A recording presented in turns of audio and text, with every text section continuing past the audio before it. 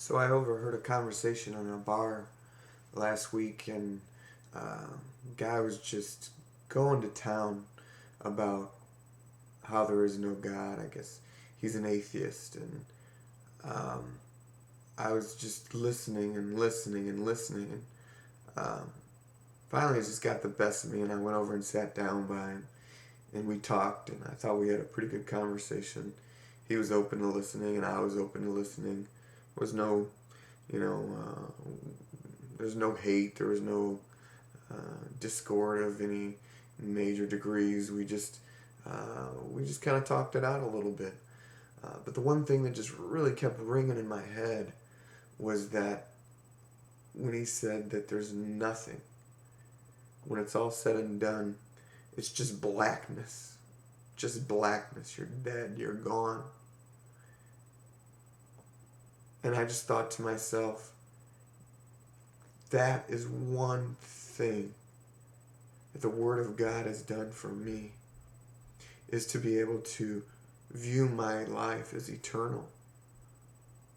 That the things that I do today, who I am today, affects me not only here on earth,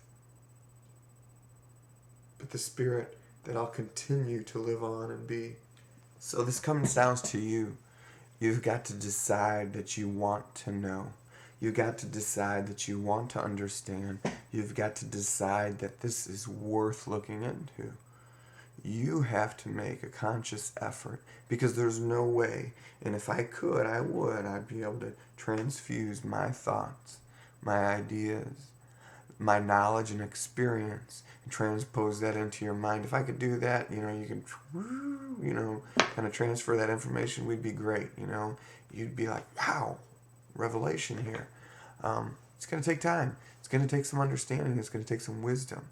And God blesses everyone who asks for wisdom and understanding. Here it is. I was talking with a gentleman the other day, sitting around the church waiting on my daughter for a midweek service, and we started some small chat, find out that he's like this major whiz, knows like all this stuff about technology.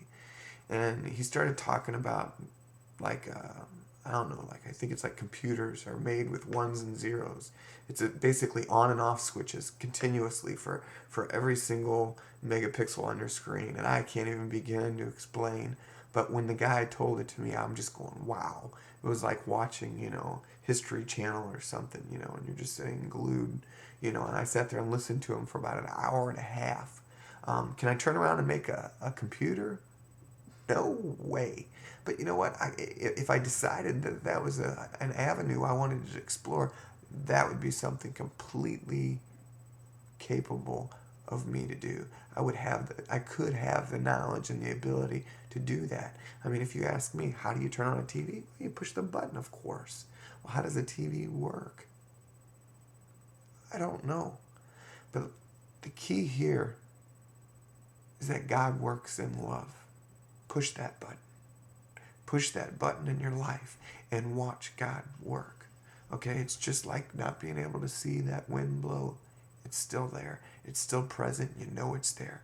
When you actively put the element of love, God's definition of love in your life, you will see change. You will experience joy. And you will understand that there is a living God. That I can promise you. I can't, I can't transfuse my past experiences. You've got to create your own.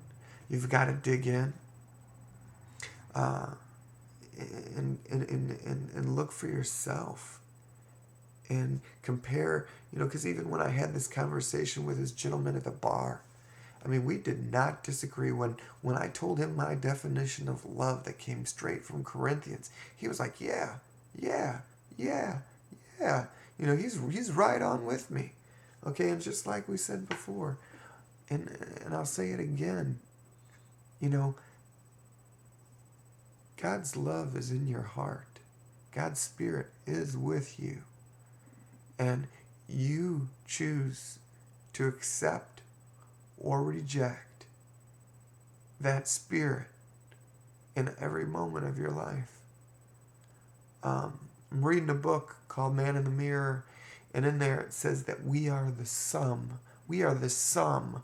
We are the sum of every decision we make. So every single decision you make in your life creates who you have chosen to be. We look at ourselves, I like to think of myself as patient. It's a joke. Because I'm not a very patient person. I'd like to think of myself that way. I really do. But it's a project still in work. And, we need to take this Bible, utilize it not for this telescope or binoculars to look into somebody else's life, but as a microscope to look within our own hearts. To look within our own hearts and to take a look at it helps us to better understand who we are. That we might be able to make internal changes to better who we are, because there is nobody else in this world that we can change. We have expectations out the window, just outrageous expectations for these people around us. But we are unable to maintain those same expectations for ourselves. That's the hypocrisy. We're all hypocrites. We all fall short of God's glory. We all fall short when we try to attempt to love in this world. It's impossible. I talked with a guy the other day. He's talking about unconditional love. God and your dog. It's about the unconditional love you're going to find in this world. Okay, so here's the challenge. If you agree with my definition of love, if we can come to terms on that, then my challenge to you is to live that way. To love every moment. To love every day. To live with patience and kindness throughout all of your circumstances. Going into 1 Timothy, it says to take care of what's entrusted with us.